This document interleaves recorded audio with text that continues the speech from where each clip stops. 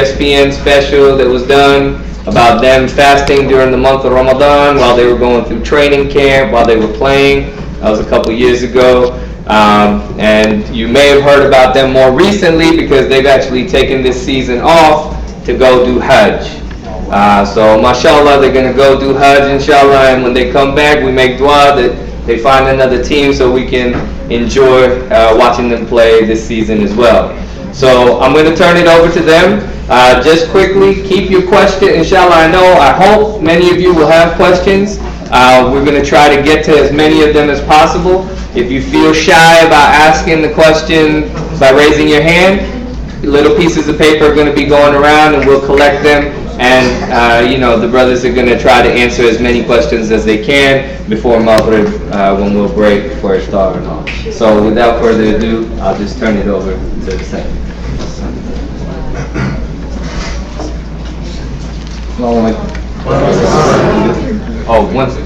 I also wanted to welcome their other brother Abbas, who's here as well. He'll be videotaping and taking pictures. So give him assalamu alaikum also.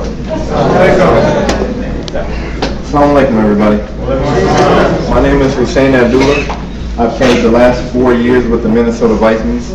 My first 2 years, I came to the league in 2008. My first 2 years, I was a special teams player. My last 2 years, I was a starter on defense. Alhamdulillah, I love Philly. I have no problem with Philly because when I came here, I intercepted Michael Vick. We won the game. So I know you guys are Eagles fans, but I still have the ball up in my house. That's one of my trophies. Okay, I would just like to talk to you guys today about accomplishing your goals. Whatever it is in life that you want to do, don't ever let anybody tell you what you cannot do, what you can and cannot do. I walked into high school. I don't even know how tall I was. I was short, I'll just say that. But I was only 110 pounds. Little guy. Everybody used to try me. I was that guy. Everybody sees a little skinny kid, everybody's going to try to punk me. People used to always call me a Somalian, not because they really thought I was Somalian, but because they just said, you're so skinny, you have to be a Somalian. I'm African American, man. I was born in Los Angeles, California. But people used to tell me what I could and couldn't. Are we good? Okay. And now I can hear that. Okay. So people used to always tell me,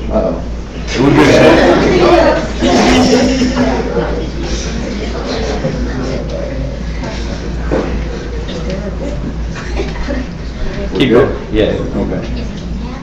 So people used to always tell me what I couldn't do, right? Tell me, you're too small to do this. You're too slow to play this. You're not physical enough to do that. And for me, I used to just take it and I used to just eat it. And I'm like, okay, this guy said I'm not fast enough, I'm going to get faster. This guy said I'm not big enough, I'm going to get bigger. This guy said I can't hit hard enough, I'm going to knock him out next time we go head up. And that's the mentality you guys got to have. Regardless of what they tell you, it doesn't matter. Don't ever let anybody put you in a box and tell you can only do this. You're from this area, so this is all you can do. You dictate what you want to do in life. There's nobody that's going to give you a handout. You dictate what you want to do in life.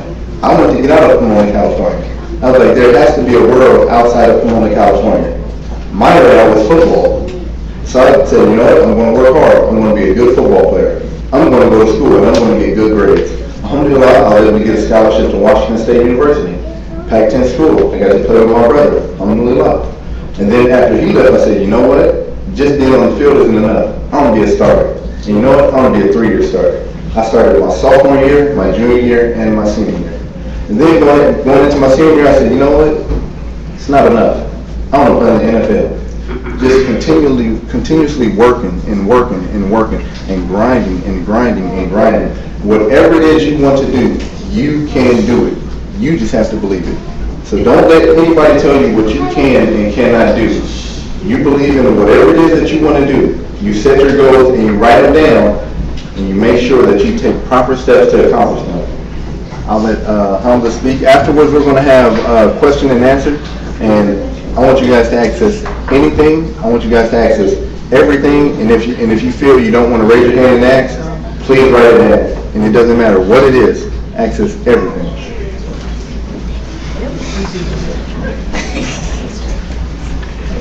Assalamu alaikum. My name is Hamza Abdullah, as Hussein said. I am older than Hussein, but I am not the older brother. Our older brother Abbas, you'll see him around taking pictures. And you know, when people say the Abdullah brothers or Abdullah bros, they see me and Hussein, but it's actually more than that.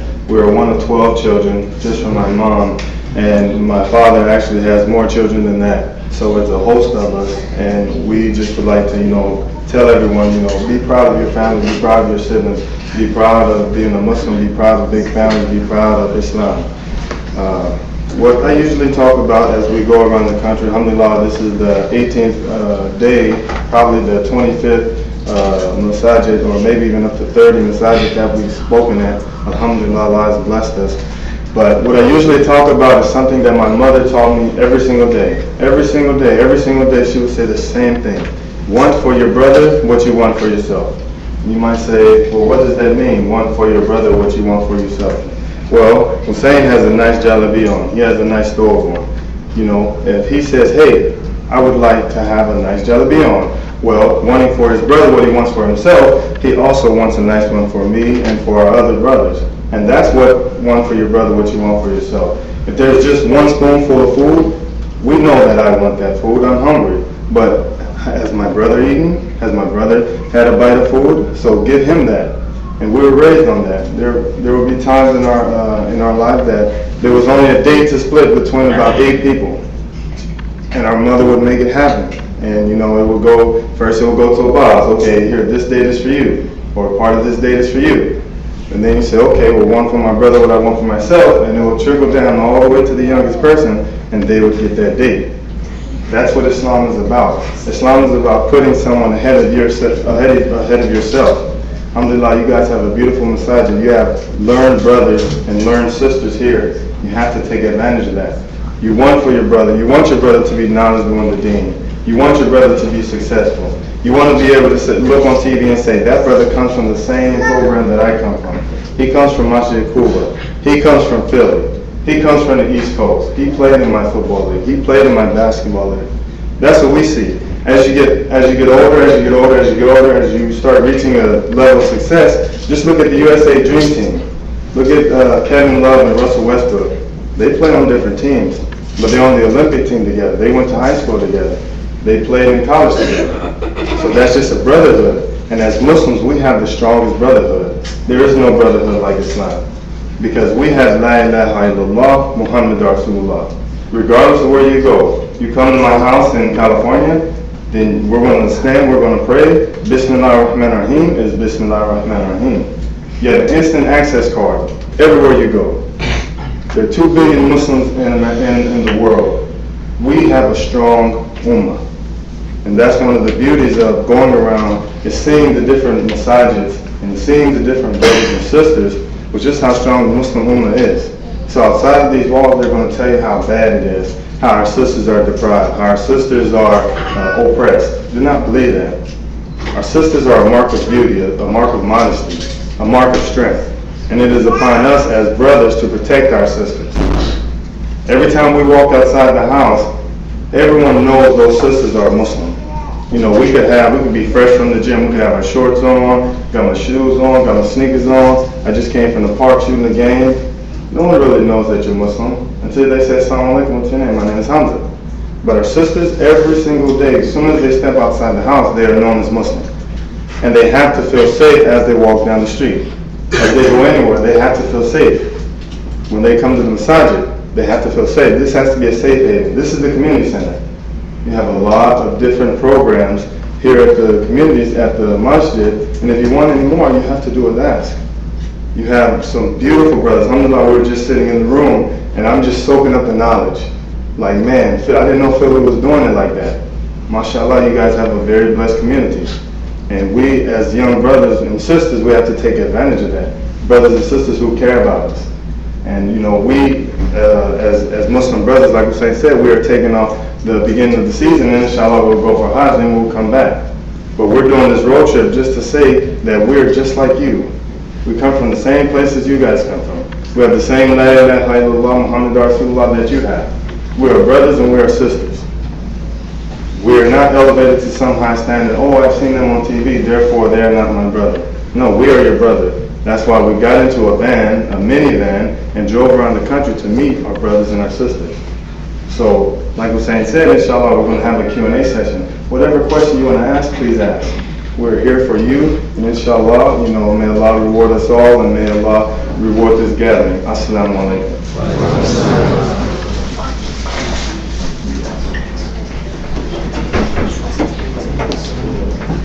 So now, if there's any questions you have written down, please pass them up. But until then, just raise your hand and we'll call them. You have pads here, and then anybody can write down the question. You did? Serious question, guys. Serious question. You want to write down? How does it feel to be in the NFL? He said, how does it feel to be in the NFL? Anybody? Well, a lot of it's fun. You work your whole career. Pop Warner League, that's what we call it. Then you have your high school, then you have Division I college, then you have NFL. NFL is fun, and I'll say it's fun because of the badge, that NFL stitch, that logo. When you go out there, you're like, I ain't playing for the Minnesota Vikings. My homeless kids, I ain't playing for the Arizona Cardinals. That's a lot of fun. It's no longer I'm playing for Chino Pop Warner, Pomona High School, Washington State University. Now I'm playing at this is as high as it gets. This is the best arena with the best football players in the world. To say, I competed on that level, I succeeded on that level. It makes it a beautiful thing.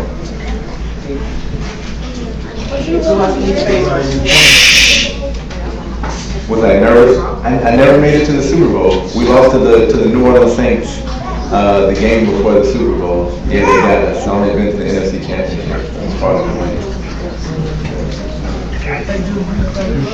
Is it hard fasting during football season? Good answers in hard fasting during football season. Things that are good for us are going to be hard. Fasting is one thing that Allah He told us, for good deeds, He rewards them this much, 10 times, times 70, times 10,000. But fasting, He said, is for Him. So Allah only knows what's the reward for fasting. There's a gate in paradise called Qaafilah. And only people who are fasting can go to that day. So inshallah, Allah will reward us with fasting. But what I sometimes say is, it's all about the preparation. If you fail to plan, you plan to fail. Meaning, if I know that I'm going to be playing football while I'm fasting, hydration is the key. Drinking a lot of water, drinking sports drinks, we drink coconut water, Pedialyte, and drinking these things before your suhoor, and then when you break your fast, where it's hard. But ask God to make it easy for you. Whatever it is you're doing, ask God to make it easy for you, and inshallah He will.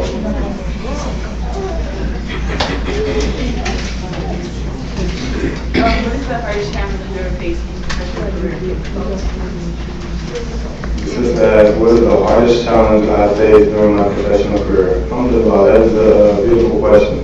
And I would just start by saying, alhamdulillah, that without challenges, we wouldn't be who we are today. So accept these challenges and these different tests from Allah subhanahu wa ta'ala, and ask Allah to make it easy for you, and ask Allah to make you stronger from it.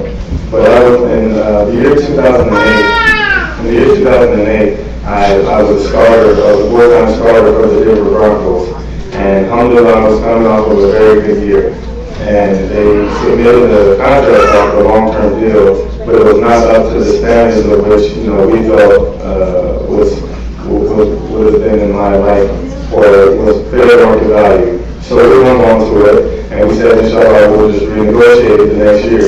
So the year starts, and I'm starting, but they brought in 2 other brothers who they were not nearly as good as me, but I'm not just being honest. They were not nearly as good, but it was just, you hear about the politics, and they're going to make you do something or make you take something.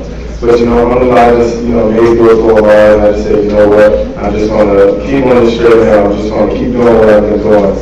And to go from being an every down player in football, that means you don't come off the field. And to go from being an every down player to not even suiting up for a football game, And these are some of the things that happen in the NFL, unfortunately. You don't see the best guys playing.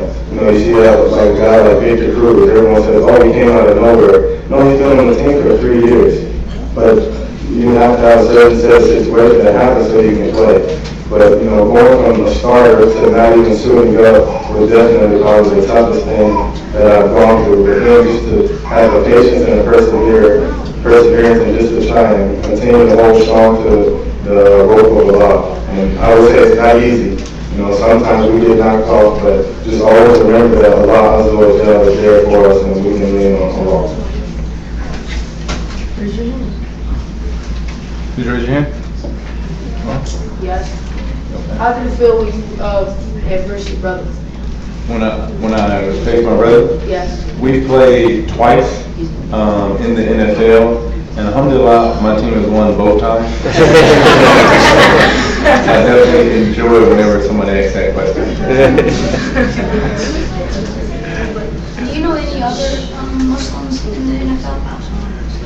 He asked if we know any other Muslims in the NFL. There's a brother by the name of Ryan Harris. He's a lineman for the Denver Broncos. He's a Muslim. Muhammad Wilkerson, who plays for the Jets, he is a Muslim.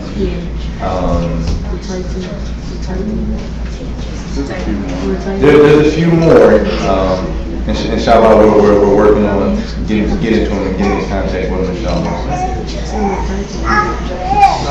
Do you as Muslims sometimes fear falling under social stigma for your beliefs? Not necessarily. Not necessarily, because one thing you learn about football, and I think it's just the sports culture, the locker room culture, is you have to have thick skin. So people can say whatever it is they want, and you have to learn how to live your life. If you go around and people are saying this or saying that, and you start listening to every single thing, I mean, you'll go crazy. I remember when Yahoo did the story on me on fasting and playing football. I looked at the message, the little blog underneath the comment box, and there were people saying, "I hope this guy dies." Seriously, they're saying, "I hope this guy goes up there and dies." And if you let a lot of things like that get to you, I mean, how you gonna live life? These are guys who are just hiding behind a computer screen, making up a username and password, and just typing random stuff. So people can say whatever it is they want to say. We're going to continue to be Muslim and live our life. Did y'all ever trade teams like one team and then you ever trade for another team? The brother asked if we've ever traded teams. Hussein, alhamdulillah, he spent all 4 years of his NFL career with the Minnesota Vikings. Like I said, about the hardest thing that I've done, I was after that situation, I was actually told, or my agent was told, that regardless of how many people get hurt, Hamza will never play a down for the Denver Broncos. So I had to leave that situation, and I went to the Cleveland Browns for a year, and then the last 3 years I played for the Arizona Cardinals. You came back? Did I come back? No, we were there. Okay. If you have your questions, please pass them forward, inshallah. If you wrote down your questions, please pass them forward. Oh, yes. Can you talk briefly about being a Muslim and playing in a major Division I college and all the distractions that come with that, and how you managed to adhere to your Islam despite that distraction, even going into the NFL, that distraction as well? The brother is asking about the fitness and the distractions of first of being an athlete, being a student athlete, going to a Division I college, and playing in the professional ranks. We're exposed to a number of fitness and distractions. Us as Muslims and us as human beings, we're going to be distracted and tempted by the things, by our weaknesses. And we're not going to sit there and say that we're perfect and say, you know, we're just some saint or anything like that. You know, we're a Muslim, we're human beings, and we know that, you know, hold fast to the rope of Allah, and regardless of what happens, seek forgiveness in Allah, ask Allah for forgiveness. And I found that personally, what helps me is having a brother that's in it. You know, you don't see me by myself because, you know, Allah knows best, Allah, if I would have been by myself, if I wouldn't have my brother, where I would be at today.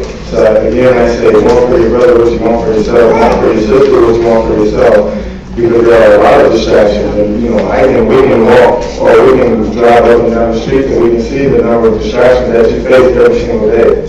But one thing about, the communities, and you guys can attest to this, especially being in Philly, that when you have your food, your jalapeno, or your jab, there's a certain respect level that people have for you, because they know amongst all these distractions, among being an African American, among being in one of the richest of the cities in America, that you still maintain your Islam. So they respect that. So definitely use that to your advantage. Bring your brother, bring your sister, come to the masajid and make this the center that wherever, regardless of where you go, that your center is the masajid.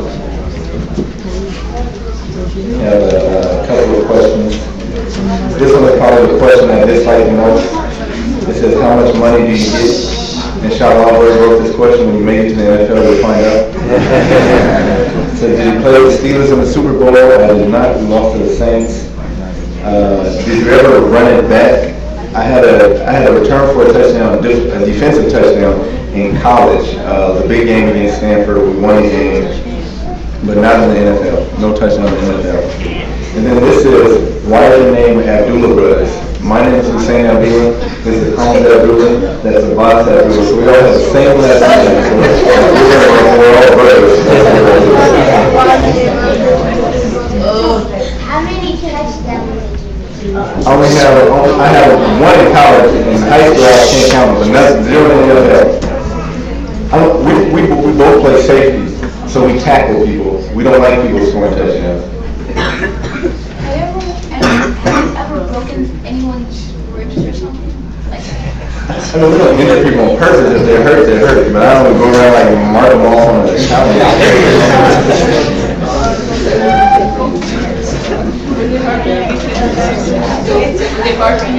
She asked what is hard to get to the NFL. The NFL it's a challenge. You think about, I don't even know the statistics, but there's a certain number of high school football players. Then 3 million? 3 million varsity high school football players. Then from that, I believe 1% gets a Division I scholarship. Then from that, only 255 people get drafted. I did not get drafted. In the NFL, there's only 1,800 jobs. And it's a challenge. It's a challenge, but it's a lot of hard work and it's a lot of dedication. And how many of was able to both with me? Yes, sir. Was you ever nervous when you heard that other NFL players were getting concussions? We were scared about all the other players getting concussions. I would say yes, because my brother has suffered concussions. I have suffered concussions myself. Hussein actually ended the list last year on the injured reserve. So yes, I was definitely more afraid for my brother than I was myself, just because of the serious nature of concussions, and it's just now coming out. Now there's this big deal about all concussions, but I don't know how live this thing. This is all went live. Yeah. Okay, then I'll keep my comments to myself. But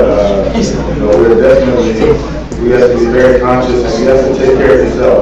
So whatever arena that you're in, whatever field you're in, school or work, you have to determine what's best for you and your family and continue to make it well. This question always seems to come up. What do you bench press?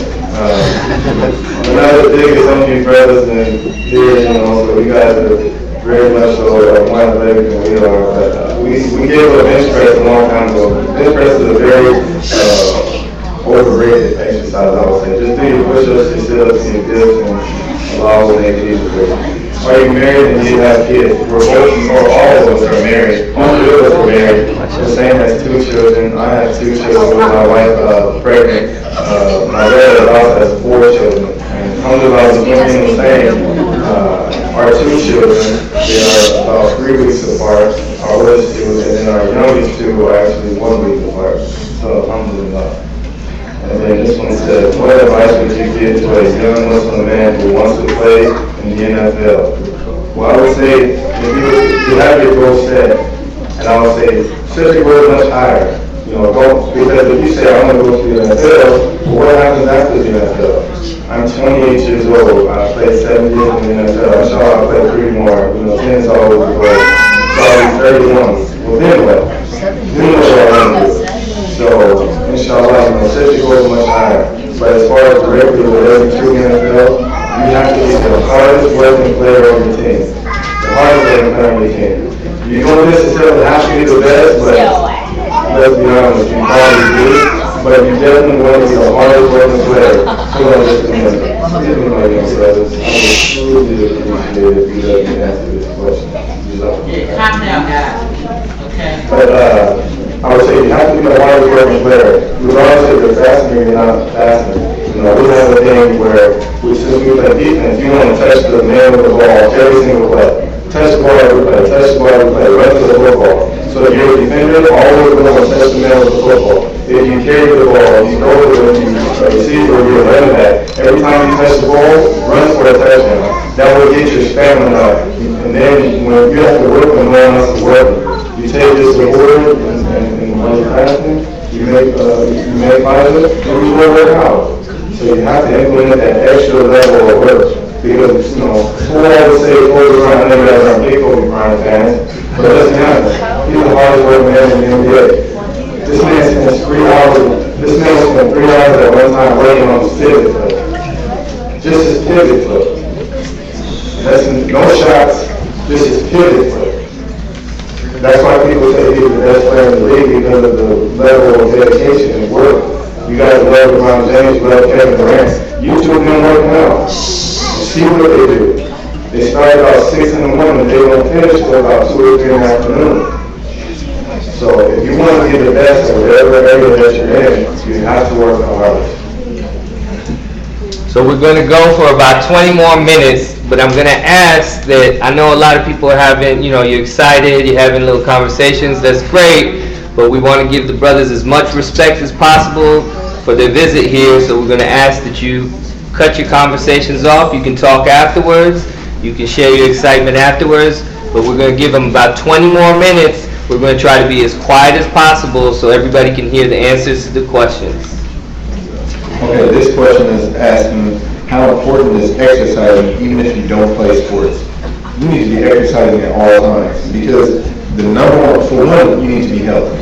You can't just sit around and stuff around, watch TV, play video games, be on Facebook. You need to be active at all times.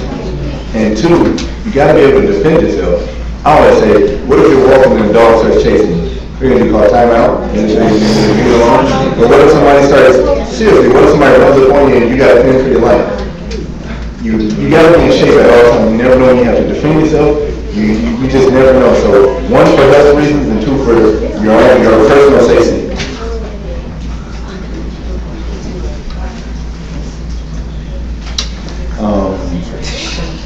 This one is asking me to talk a little bit about peer pressure. Peer pressure it gets to everybody, whether you're a 5-year-old or whether you're 55 years old. Peer pressure gets to everybody. So my best advice for peer pressure is to weed out the people in your circle, in your inner circle. Protect that. Have your brothers in it, have whatever friends that you invite into your inner circle, make sure they're people that are like-minded, who have the same kind of goals that you have. There was a friend of mine who I had just came back from college, my first year in college, and he said, come on, let's go to Mount Sackville. It was a junior college. I said, all right, no problem. He said, yeah, there's this guy in there. He just keeps it like there's a white guy in there. He just keeps a big wad of money. So let's go run up on the tape. I said, whoa. I gotta cut you off, man. After that, I'm at a distance with him. Because had I done that, even if I was just in the car, and he had a weapon, if I was just in the car, now my name is on the bottom line on ESPN. Now my scholarship is going. Now I'm behind bars all because I'm hanging out with this friend. So my best advice is to not even be around those kind of people and have to deal with that. If they're going to lead you down paths, if they're not going to look out for your best interest, you don't need to be around them. Okay, this one's talking about education. Okay. And both of these two are talking about education. When it comes to education, don't just be average. Don't be average in anything, especially in that education. Because they'll tell you, oh, you need a 2.0 to graduate, or a 2.0 to get by. What is that 2.0 going to do for you in life? There's a lot more to life than what is in those books. Because we were at school, when we went to Pomona High School, we had books that people were finding their parents' names in from the 70s. They weren't even updated. It's old books. People just talking about the same thing over and over and over. And people, I mean, I have friends that say, all I need is a 2.0 and I get my diploma. But what are you going to do now? Now what are they doing? They're still at home. They're still looking up and saying, man, if I could have, should have, would have. You don't want to do that. You have the opportunity right now to excel in school.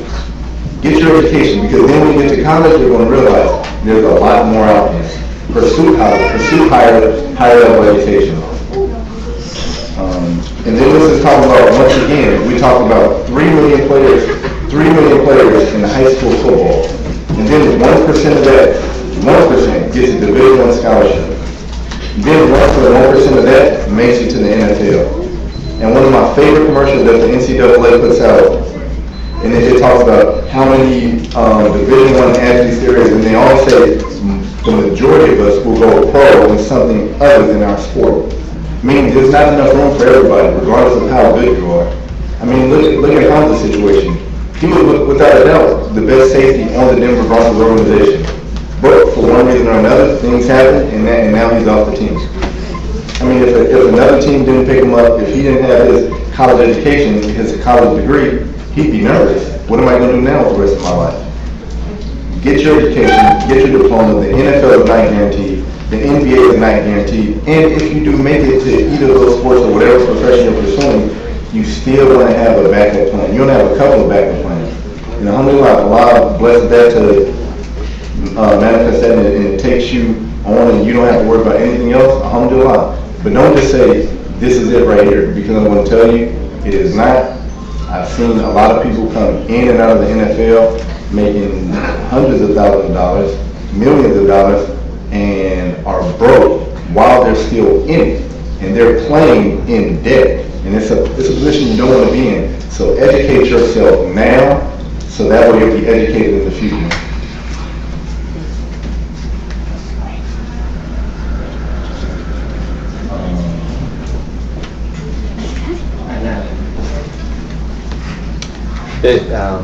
The sister was having her hand up. Yes, ma'am.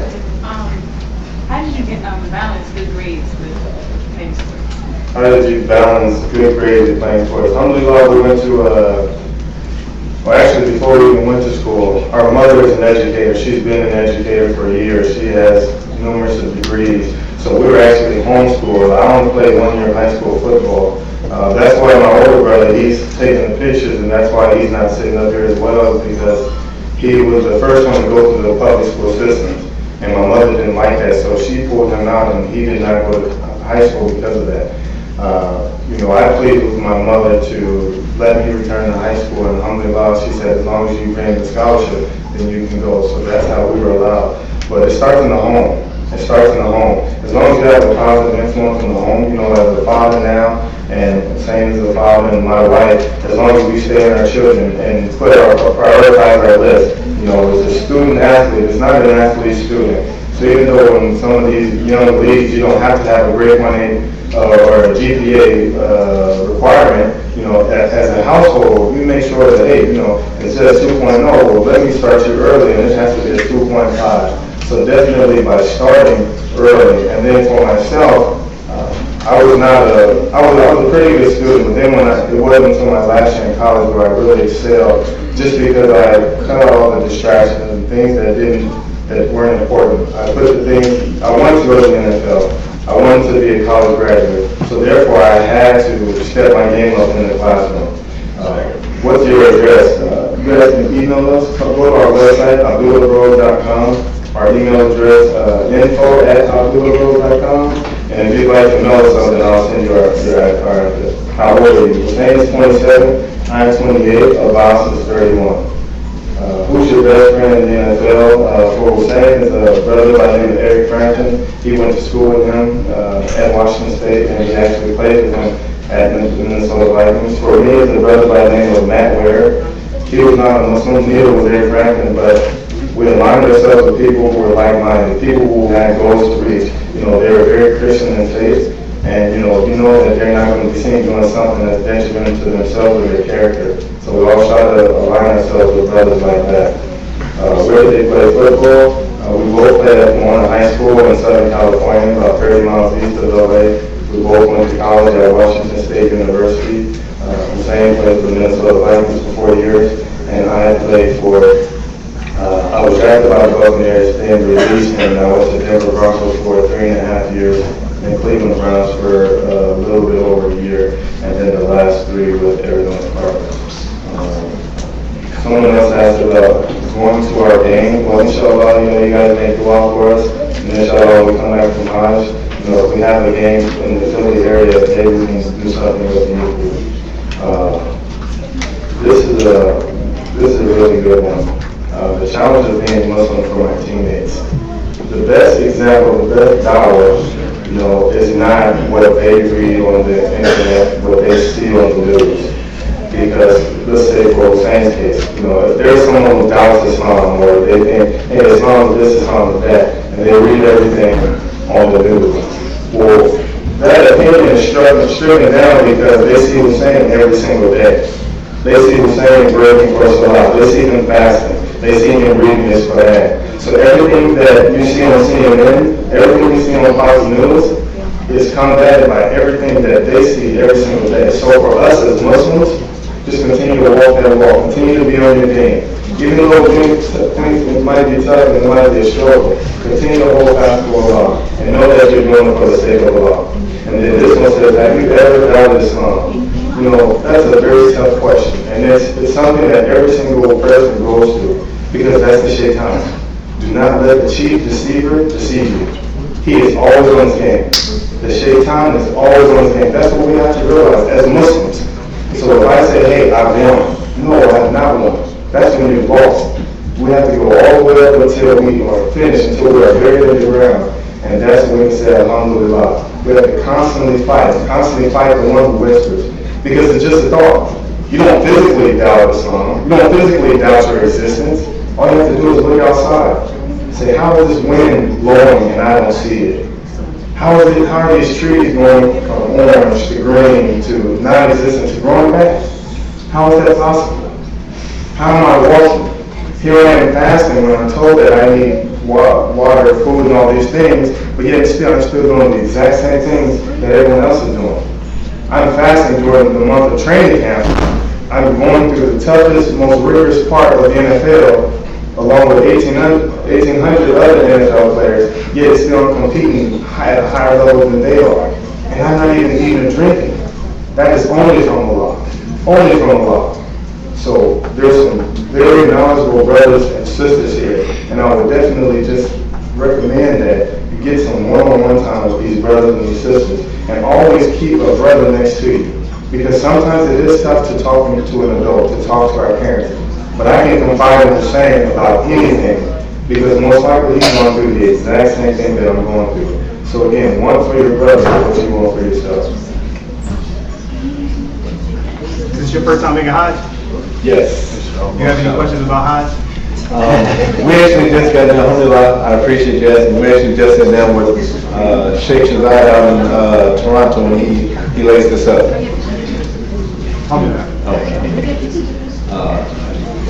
Did anyone or anybody, anyone or anything make you want to go to Hajj? Anything makes me want to go to Hajj? At the end of last year, I ended the year on injured reserve. And for me, I felt like things were starting to, I've never been hurt before. I mean, you get hurt in football, but I missed 8 games. I've never done that before. I've always been able to get knocked down and get back up. This time it was taking too long to put me on IR. I said, you know what? I need to just put everything else on hold, and I need to go make Umrah. I need to go to the house of Allah. I just need to go. So we go in March, and we got out there, and it really made us put our life into perspective and say, you know what? This is real. All we did while we was over there was go from our room to the haram, to the Kaaba to go pray and back. From our room, and that was life. And then it reminded us that you are created to worship Allah and Allah alone. That's all we're created for. Yes, you do all those stuff. Yes, you have to have business, you have to educate yourself, all that stuff along the lines. But the real reason for your creation was to worship your Lord. So after we came back from UNDA, it really just became, I want to go back. I want to go back and I want to go make college. And we're young, we're able-bodied, and we have the means to do it. So now college is obligatory on us. We have to do it. So we felt that, so that's how we decided to make college this year. Is it ever hard to find time to pray and read the Quran when it's going to lay you to And that's, I'm glad you asked that about this one. It is, I would say on game day it is. Practice is more of a routine and you get used to it. So not necessarily in practice. There's 5-minute breaks, there's 10-minute breaks. You can make your salah then, or you can pick up your Quran and read. I always like to read after Fajr prayer because I feel like that's the best time to read, after Fajr and after Isha prayer. On game day, that's when it gets tough. I played in Minnesota, we had 12 o'clock kickoff. So we started before Dhuhr and we ended after Dhuhr was out. So for me, I used to miss Salat al-Dhuhr and I used to have to make it up. We're not to the level like the European soccer leagues and the Middle Eastern teams where they can just call timeout and they can all just line up and make salat because it's only me by myself. So shout out when all you guys get to the NFL, you guys will be able to do that. It could be a fun too. But Hamza, he had a later kickoff, so he was able to make his Dhuhr beforehand, and then Oscar will be in by the time he's done. But on game day, it's a balance. The other day, it's not so much. This one says, what's one of the hardest tasks I've had to face? I would say in terms of football, after my freshman year in college, my coach, my position coach told me I was too slow to be a cornerback and I was too small to play safety. And he was kind of looking at me like pretty much either you got to shape up or ship out. So I had to really, it was a real gut check for myself, especially after this is the same guy who was telling me how good I was in my house, coming to my living room, and now he's telling me I can't play. So it was just a gut check for me, and it actually helped me grow as a person and as a football player to get better. And this one is a very good one. It's saying my son doesn't want to exercise during Ramadan and doesn't want to play organized sports while fasting. Any suggestions? Now I would say this is a serious question because it takes a lot to be able to play sports and fast. There are people who can't fast as it is. People walk around breaking their fast. And when I was 8 years old, I don't know if I made it through a day. I felt like I was dying. And for me, I had to learn while I was fasting, and then it made things easier. But as far as playing sports and fasting, for one, you really have to take care of yourself. Like Hamza talked about, hydration, nutrition, things that you put in your body, the proper rest. There's a lot you have to do. You have to be a well-oiled machine in order to play and fast. And for the parents, if the child doesn't think they can do it, I mean, don't force them into doing it, because if he or she starts playing sports, and next thing you know, they're sipping water or they're doing stuff, so now they can be able to play sports. Now they're breaking their fast in order to play sports. So that's number one. Fasting is the key. The first thing we want them to do is fast. We want them to pray, we want them to make salat, then we want them to fast. That's what we want them to do. If they can do something extra, alhamdulillah. If they can't, it doesn't matter, because like how they talked about, that reward for fasting that's with Allah will be greater than any kind of sport that they'll be playing. So inshallah, it's something you have to build up to. We've been fasting and playing football. I've been doing it since my senior year in high school. So that's about 19 years of doing that now. So for me, I kind of got it down a little bit. And we started fasting when we were 7 years old altogether. So we kind of got it down. We kind of understand what our bodies can and cannot do. So I would say, don't just throw your child out there and say, you know what, those two dudes are doing it, so you got to do it too. Because there's a lot of different things and a lot of different steps we take to be able to fast and play sports. Let me get these real quick. What numbers do you wear? Number 39, Hamza's number 23. And we both, this one actually we play kick return. We both play kick return, but we both return. We're blockers. Okay, I'll take you guys' questions and then I'll answer these. How do you go to Juma on Friday if you have the game? What a beautiful question. The young brother asked, how we go for June on Friday.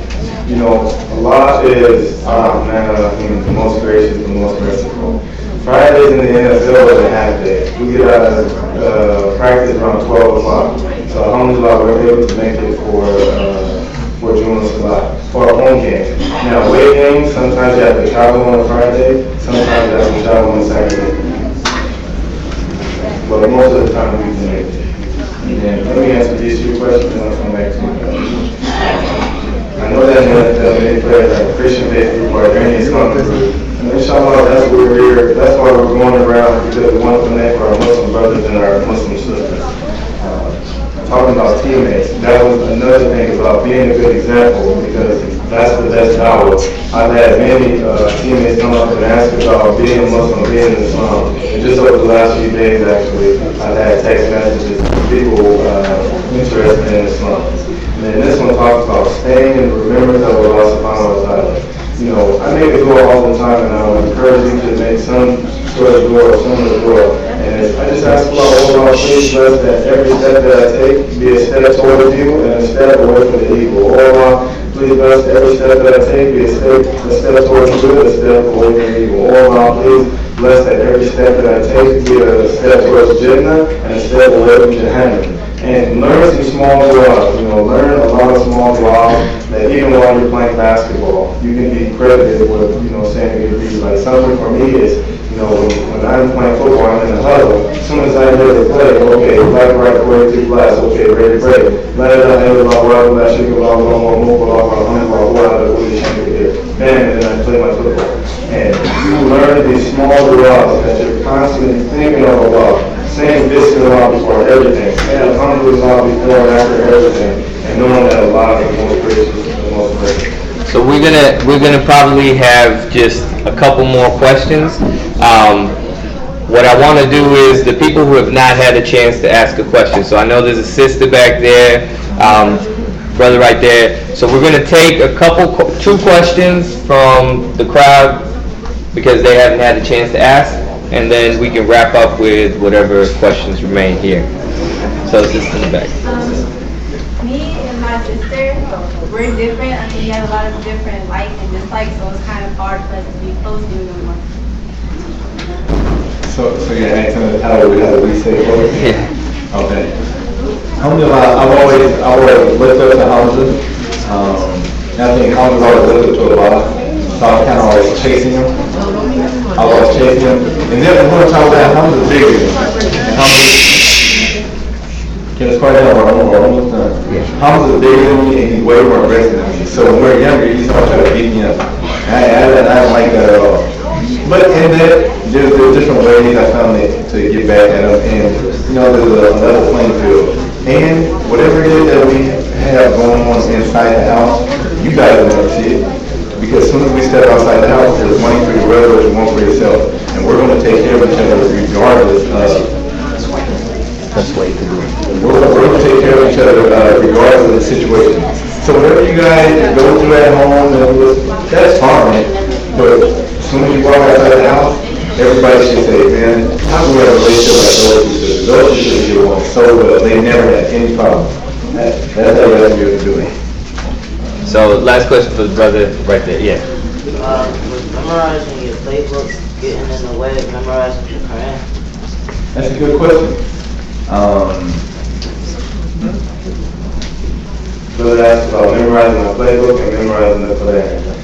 When I got to the NFL, because I don't know how extensive your playbook is now, but all I did was prioritize and I allocated different times. Our mother, when we were younger, we would read at the Fajr Salat every single day to make sure we started off like that. So I would say definitely put the Quran first and make sure you try and read after every Fajr Salat. And then that way, you're memorizing the Quran. And obviously, it's the best time to memorize.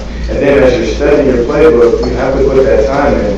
And it only takes about 30 minutes a day. So you'll go through practice, and then come home, you eat, you do everything you have to do, and then you will find the time, about 30 minutes, and then get into your playbook. And then right before bed, what are you doing? You're reciting the Quran and memorizing the Quran.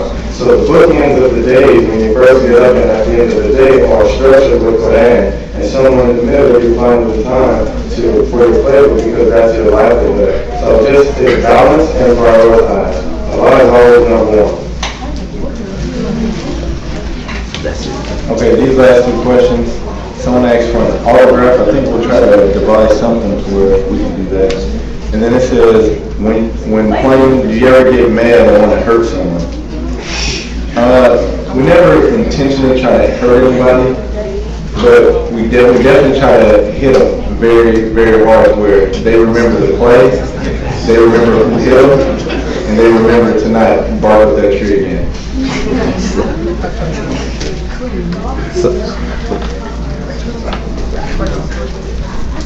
So Jazakallah khair, why don't we join first of all, let's get Takbir. Takbir. Takbir. So we're very grateful for you all, both of you, all of you brothers, coming, making the trip, visiting us here in Philadelphia at Masjid Quba. We're going to now break up and inshallah start getting ready for iftar. But if you guys, give the brothers a little bit of room to sort of rest and get their mind right for iftar. But if you want to thank them for coming on, I'm sure they would appreciate some thank yous. Assalamu alaikum.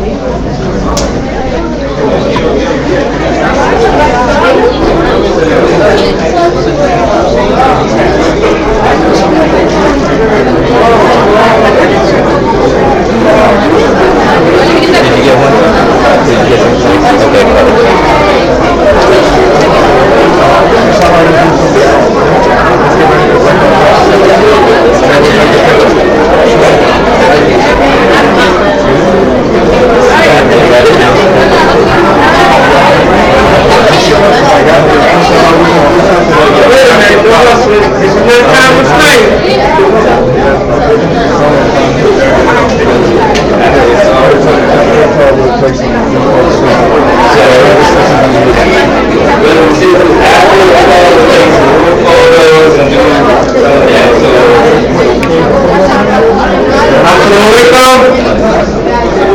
we want to break, but we don't want to be disorderly. So please have a seat. Everybody sit down.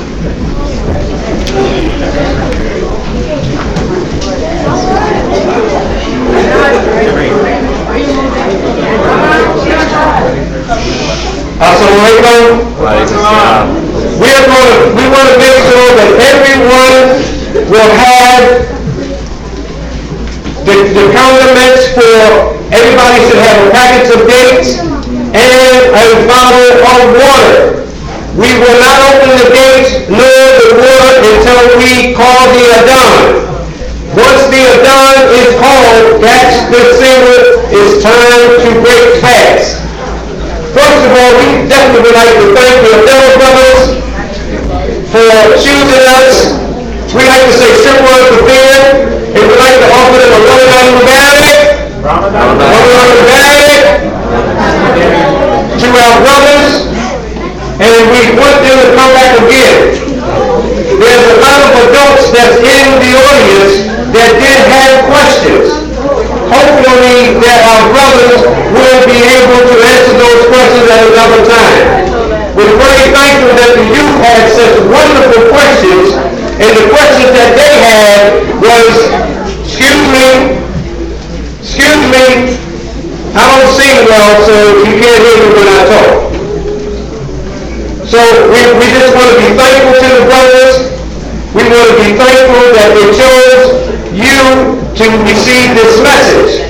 This message is just not to be heard today, it is to be heard tomorrow and practiced tomorrow. The same way we do good on Ramadan, the Muslims do good all the time. So we have two wonderful examples. And these examples that we have is the same examples or the same Sawab al-Mustaqim, the straight path that you can take. So we are very, very thankful. So we're going to have it done. Everyone is welcome to take dates. We just want to make sure everyone is fasting, get the dates first. Children, do not waste these dates. If you don't want them, do not take them. You got 2 words, don't you, man? Anybody else need dates?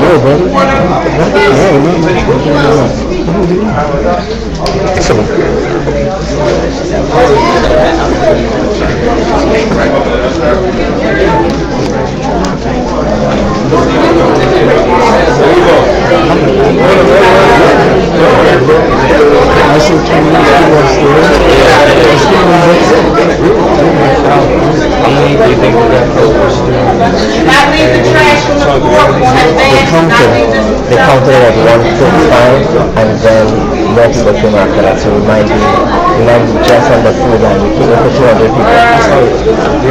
Oh, exactly. And it's not break out.